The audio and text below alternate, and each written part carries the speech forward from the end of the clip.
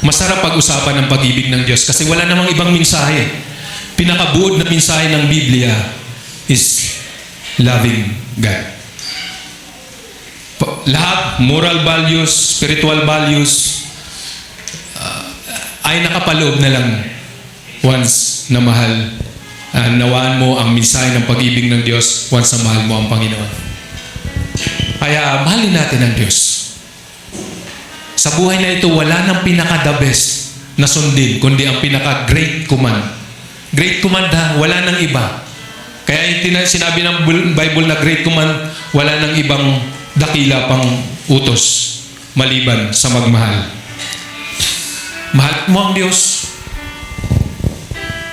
sa pagpapakitang mahal mo ang kapwa mo. Hallelujah. And minsan pa nating damhin muli ang Diyos na ito na grabing mapagmahal. Kasi isipin natin kung paano tayo minahal ng Panginoon. Yan laging ilagay natin sa isip natin.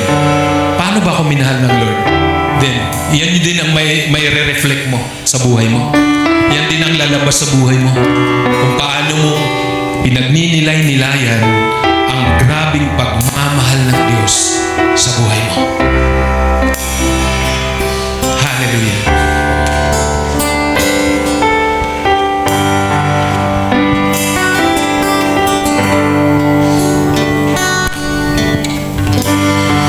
Lord, I come to you. Let my heart be changed, Lord. Renew, flowing from the grace that I found in you.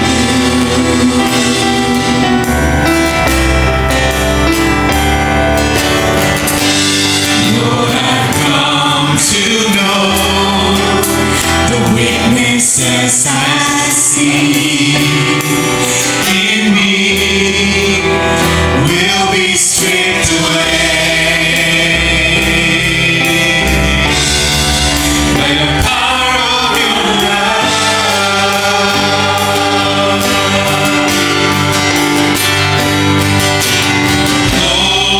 Hold me close, let your love surround me, Lord.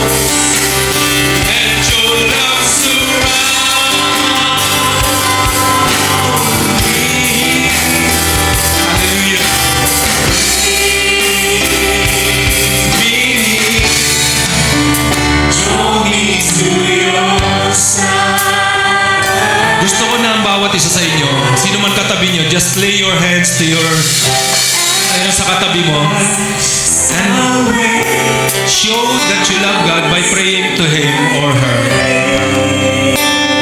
Magsalita ka ng mga bagay na nais mong mangyari sa buhay niya. Just pray. A simple prayer. I believe na may gagawin ng Diyos.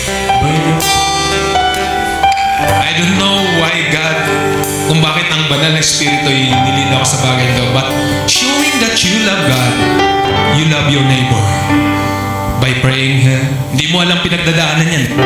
Hindi mo alam anong sitwasyon yan. Basta ngayon, as we sing this song, pray for him, pray for her. Panalangin mo siya. Ano man pinagdadaanan niya, just pray for him. Extend your prayer. I know that God will do mighty things sa katabi mo at maging sa iyo. Hallelujah. Hold me close, Lord God. Hold me close. Let your love surround.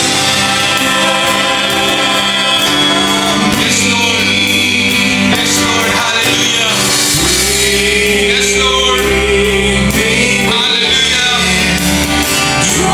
Thank you, Holy Spirit. Thank you for your love, for your mercy, Lord.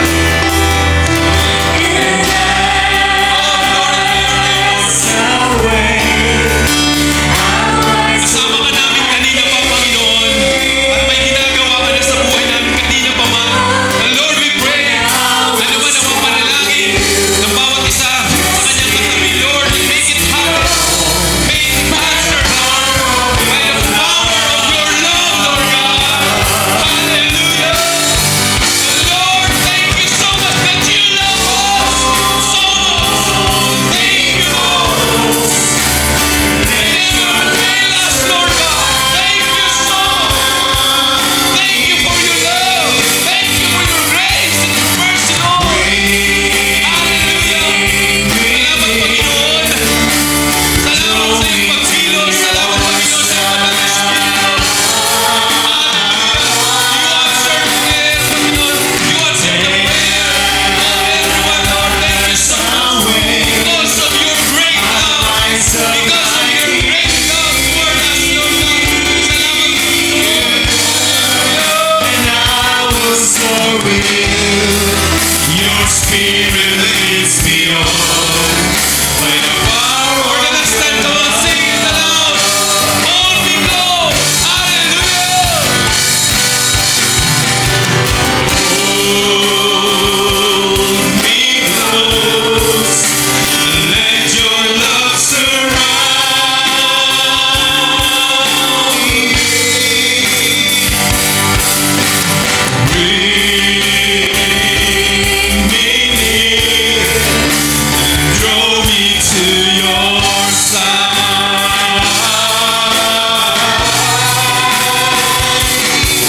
And as I wait, I'll rise up like an eagle, and I will soar with you. Your spirit leads me on by the power of love. Thank you, Lord, for sa kapangyarihan ng iyong pag-ibig, O Diyos, na aming naranasan sa buhay na ito. Lord, thank you so much. Hindi namin kayang tumbasan ang iyong ginawa, Panginoon. That's why we appreciate so much what you have done. Lord, dalahan ko ng mga bagay na ipag-pray ng aming mga kapatid sa kanyang katabi. Lord, make it happen. And we believe, Lord, we agree. Ito'y mararanasan namin, Panginoon. And Lord, salamat din sa kagalingan, sa may mga karamdaman. Lord, thank you for the healing sa mga sakit na yan. And thank you, Lord, for the provision sa mga pangangailangan. Lord, you are the God who provide all our needs. That's why, Lord, we thank you so much. At ganun din, Panginoon, salamat sa mga pag-iingat mo sa buhay ng bawat isa. And Lord, sa iyo lahat ng kapurihan at pagsamba sa pangalan ng aming Panginoong Hesus. Amen. Amen.